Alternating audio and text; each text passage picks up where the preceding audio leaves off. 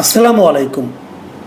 প্রিয় দর্শক, আপনারা জানেন যে এই জুলাই গণ অভ্যুত্থানের সময় যে সমস্ত মানবতা বিরোধী অপরাধ হয়েছিল, যারা মারা গেছেন এবং যে সমস্ত ঘটনা ঘটেছিল তার শাস্তির জন্য আন্তর্জাতিক অপরাধ ট্রাইব্যুনালে বিচার হচ্ছে এবং এর তদন্ত শেষ হয়েই তারা বিচার করছে। আগে এই আদালতের নিয়মটা হলো আগে তদন্ত হবে, তারপর বিচার হবে। সেভাবে বিচার হচ্ছে অনেকের নামে, সাবেক সরকারের শেখ হাসিনা এবং স্বরাষ্ট্রমন্ত্রী, আইজিপি আরও অনেকের নামে বিচার হচ্ছে। এটা আপনারা সবাই জানেন। কিন্তু এর মধ্যে একটা প্রশ্ন কিন্তু রয়ে গিয়েছিল যে এই জুলাই গণ আন্দোলনের সময় কি একমাত্র মানবতা বিরোধী অপরাধ হয়েছিল? এর আগে কি হয়নি? এর আগে আরও অনেক বড় বড় অপরাধ হয়েছিল। আপনারা জানেন যে গুম নিয়ে একটা আন্দোলন ছিল, যে কত লোককে যে গুম করা হয়েছিল। সেই সময় গুমের বিরুদ্ধে জনমত গড়ে উঠেছিল এবং গুম নিয়ে আন্তর্জাতিক মহলে পর্যন্ত এটা নিয়ে নানা রকম কথাবার্তা হয়েছিল।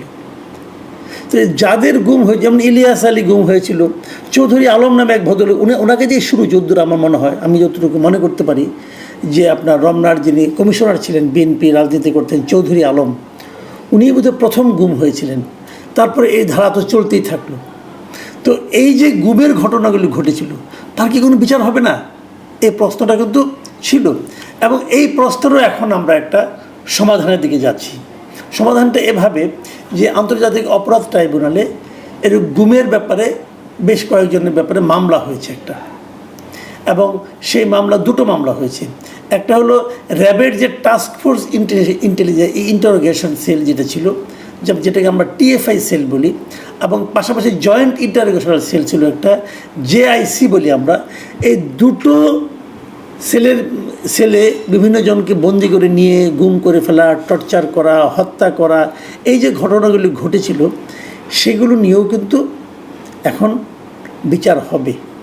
এবং এরই মধ্যে এই দুটো মামলায়, টিএফআইয়ের মামলায় 17 জনকে আসামি করা হয়েছে এবং জেআইসির মামলায় 13 জনকে আসামি করা হয়েছে। এবং এই আসামিদের মধ্যে সাবেক প্রধানমন্ত্রী শেখ হাসিনা আছেন, স্বরাষ্ট্রমন্ত্রী আছেন, এবং আপনার শেখ হাসিনার প্রতিরক্ষা বিষয়ক উপদেষ্টা ছিলেন যিনি তারেক আহমেদ সিদ্দিকী, তিনি আছেন। এবং সবচেয়ে ইন্টারেস্টিং হলো ডিজিএফআইয়ের সাবেক 5 জন মহাপরিচালকের নাম আছে এই আসামির তালিকায়। এই 30 জন আসামির তালিকায় 5 জন মহাপরিচালকের নাম আছে। এখন ডিজিএফআই জিনিসটা কি, এটা কিন্তু খুবই ইন্টারেস্টিং। এবং ডিজিএফআইয়ের আপনি যদি অ্যাব্রিভিয়েশন করেন হলো directorate general of forces intelligence. তো তার মানে সশস্ত্র বাহিনী যেটা আছে তাদের নিয়ে এরা কাজ করার কথা। তো এরা কেন সিভিলিয়ানদের গুম করে? এই প্রশ্নটা কিন্তু অনেক দিন ধরেই চলছিল, কিন্তু এরা করতো, সরকারের নির্দেশেই করতো। এখন সরকার যদি কোনো নির্দেশ দেয়, সেই নির্দেশকে এরা মানতে বাধ্য। আইনটা কি বলে? এগুলি আইনের অনেক ধারা আছে। আইন হলো আইনের দ্বারা তাদের যে কাজগুলো সেগুলি করতে হবে। তার ঊর্ধ্বতন যদি বেআইনি কোনো আদেশ দেয় তাহলে তারা মানতে বাধ্য নয়, কিন্তু এটাই আইন। কিন্তু তারপর তারা করেছে, অতি উৎসাহ দেখিয়ে করেছে। দেখুন, এই যে 30 জনের আসামির তালিকা পাওয়া গেছে, এখানে কারা আছে, কোন কোন বিভাগ আছে? ডিজিএফআই আছে, র্যাব আছে, এনএসআই আছে, ডিবি আছে, সিটিআইবি আছে। এরা এই অনেকগুলি প্রতিষ্ঠানই কিন্তু আছে। একটা প্রশ্ন কিন্তু মানুষের মনে মাঝে মাঝে জাগবে যে এতগুলি প্রতিষ্ঠান কেন? সবাই মিলে একটা প্রতিষ্ঠান কিন্তু কাজগুলি করালে পারতো, এতগুলি প্রতিষ্ঠান কেন? আমার যেটা মনে হয়, এরা আসলে পরস্পরের মধ্যে একটা কম্পিটিশনের মধ্যে ছিল যে কে কত বেশি আনুগত্য প্রকাশ করতে পারে সরকার প্রধানের কাছে। সরকার প্রধানের কাছে বলবে, দেখেন আমি আপনার জন্য এই কাজগুলি করেছি, আপনার অমুক শত্রুকে গুম করেছি, অমুককে মেরে ফেলেছি। এগুলির মধ্যে একটা কম্পিটিশন ছিল বলে আমার ধারণা। তবে এই কম্পিটিশনে সবচেয়ে উপরে ছিল নিঃসন্দেহে ডিজিএফআই।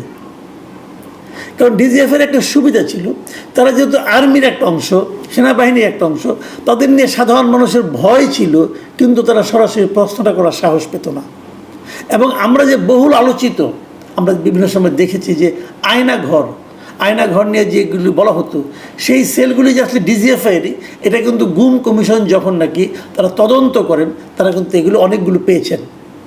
এবং গুম কমিশনের যে তদন্তগুলো হয়েছে, এটার ব্যাপারে অনেকগুলো এর মধ্যে আপনার ডকুমেন্টারি হয়েছে, এবং সেগুলো আমারও দেখার ভাগ্য হয়েছে, আর দুর্ভাগ্যই বলবো আমি, কারণ সেগুলোতে আমরা দেখেছি যে কীভাবে তারা এই কাজগুলো করতো। যারা ওখান থেকে বেরিয়ে আসতে পেরেছিলেন, গোলাম আজম সাহেবের ছেলে ব্রিগেডিয়ার আজমি, অথবা মীর কাশেম আলী সাহেবের ছেলে, ব্যারিস্টার ভদ্রলোকের নামটাই মনে নেই এই মুহূর্তে, মীর কাশেম আলীর ছেলে, উনিও বেরিয়ে আসছিলেন। তো এরা এসে তো বর্ণনা করেছেন যে কীভাবে তাদের উপর টর্চার করা হতো, এবং সেই টর্চারগুলো শুনলে পৃথিবীর কেউ বিশ্বাস করবে না যে এভাবেও একটা মানুষকে টর্চার করা যায়। এবং যখন গুম কমিশন এখানে গেল, যাওয়ার পর তারা কিন্তু আইডেন্টিফাই করতে পেরেছিলেন, কারণ ওনারা যখন যারা ওখানে ছিলেন তারা বলতে, তাদের চোখ বাঁধা ছিল, কিন্তু তারা বলতে পারতেন যে ডান দিকে এতগুলি সিঁড়ি পার হয়ে উপরের দিকে উঠলাম, উঠে আবার নামলাম, কীভাবে ডিটেল ওর সঙ্গে তারা মিলিয়ে কিন্তু গুম কমিশন এগুলি দেখেছে। এবং তারা আরেকটা জিনিস দেখেছে যে তারা যাতে নাকি তাদেরকে মানে মানে ধরা না যায় যে কোথায় টর্চারটা করেছে, এই জন্য ওই ঘরগুলোর ডিজাইন তারা চেঞ্জ করে ফেলেছে। যেখানে একটা দরজা ছিল সেখানে তারা দেয়াল তুলে দিয়েছিল। হয়তো ওই ভদ্রলোক বললেন যে আমার পায়ের নিচে যেমন একটা ঘরে নিয়ে গেল, যে সিঁড়ি দিয়ে আমি গেলাম সেই সিঁড়িটা টাইলস করা ছিল, তারা টাইলসগুলো উঠিয়ে ফেলেছিল যাতে নাকি ওর সঙ্গে মিলানো না যায়। এত কাজ কখন করেছিল? 5ই আগস্টের পরে করেছিল। 5ই আগস্টের পরে তারা কেন করলো? কারণ তারাও লুকাতে চেয়েছিল। দেখুন, ভেরি ইন্টারেস্টিং, কিন্তু 5ই আগস্ট শেখ হাসিনা চলে গেছেন, তারপরেও কিন্তু ওনার এই অনুগত লোকগুলি সেনাবাহিনীতে ছিলেন, এবং তারা লুকানোর চেষ্টা করেছেন যাতে ধরা না পড়া যায়। এটাও তো একটা অপরাধ। এবং সেটাই কিন্তু এখন হচ্ছে যে 30 জন আসামি করা হয়েছে, তার মধ্যে সেনাবাহিনীর আছে 24 জন। এই 24 জনের মধ্যে 5 জন অবসরপ্রাপ্ত এবং 14 জন বর্তমানে কর্মরত আছেন, মানে এখনও তারা সেনাবাহিনীতে আছেন। এরকম সংখ্যা 14 জন, এবং তারা হাই অফিসিয়াল। তো ইনারাই তো করেছেন এই কাজগুলো, ইনারাই তো গোপন করার চেষ্টা করেছেন। তার মানে কি তাদের সংশ্লিষ্টতা আছে? তাহলে তারা কেন করবে? তারা কাকে বাঁচাতে চায়? নিজেকে বাঁচাতে চায়। তো এই লোকগুলির নাম এখানে আছে। এখন প্রশ্ন হচ্ছে এদের বিচার কীভাবে হবে, এটা নিয়ে একটা বিতর্ক তৈরি হয়েছে। অনেকে বলছেন, যারা নাকি সেনাবাহিনী সংশ্লিষ্ট, তারা বলছেন যে এই সেনাবাহিনী যারা সদস্য আছেন, যারা নাকি এখন পর্যন্ত কর্মরত আছেন, তাদের বিচার সেনা আইনে মানে কোর্ট মার্শাল হওয়া উচিত তাদের, অনেকে বলছেন। আবার যারা নাকি অবসরে গিয়েছেন তাদের বিচার আপনি ফৌজদারি আদালতে করেন, অথবা করেন, স্বাভাবিক নিয়মে করেন, অথবা ট্রাইব্যুনালে করেন, তাদের কোনো আপত্তি নেই। কিন্তু এটা আসলে আলটিমেটলি ধোপে টিকবে না। এই কারণে আইনে বলা হয়েছে, যেটা মানে ট্রাইব্যুনালের যে আইনটা কিন্তু বড় কঠিন আইন। আপনারা আইনটা শুনলেই বুঝবেন। আইনটা এমনভাবে বলা হয়েছে যে যদি কারো নামে মামলা হয়, যার অভিযোগ কিন্তু উত্থাপিত হয়, একটা কথা মাথায় রাখবেন, নর্মাল আদালতের অভিযোগ আর এই আদালতের অভিযোগ কিন্তু ভিন্ন। নর্মাল আদালতে আগে অভিযোগ হয়, তারপরে তারা এটা নিয়ে তদন্ত করে। এখানে আগে তদন্ত হয়, তারপর অভিযোগটা উত্থাপিত হয়। এই আইনে বলা হয়েছে যে অভিযোগ যাদের মধ্যে উত্থাপিত হবে তাদের তাৎক্ষণিকভাবে তাদের চাকরি চলে যাবে, তারা চাকরি করতে পারবে না। যখন তাদের চাকরি চলে গেল তখন তো তারা সেনাবাহিনী সদস্য থাকলেন না। তাহলে তাদেরকে এই আইনে বিচার করতে সমস্যা কোথায়? এই আদালতে বিচার করতে সমস্যা কোথায়? তারও চেয়ে বড় কথা, আইনটাকে এমনভাবে করা হয়েছে যে এই ট্রাইব্যুনালের যে আইনটা, এটা সমস্ত দিক দিয়ে সংবিধান দ্বারা প্রোটেক্টেড, এবং এটা হলো বাংলাদেশের সর্বোচ্চ আইন। এই আইনের সঙ্গে যদি অন্য কোনো আইনের সাংঘর্ষিক হয়ে যায়, অন্য কোনো আইনের সঙ্গে বিরোধ তৈরি হয়, তাহলে ট্রাইব্যুনালের আইনটাই টিকবে, অন্য আইন বাতিল হয়ে যাবে। কেবলমাত্র যদি এই আইন সংবিধানের কোনো ধারার সঙ্গে সাংঘর্ষিক হয়, কেবল তখনই সংবিধানের আইনটা টিকবে, এটা বাতিল হবে। তাহলে এখানে যদি মার্শালের প্রশ্নটা আসে, মার্শালের মাধ্যমে বিচার করা, তাহলে সেটা তো এখানে টিকবে না, কারণ ট্রাইব্যুনাল আইনটাই কিন্তু উপরে থাকবে।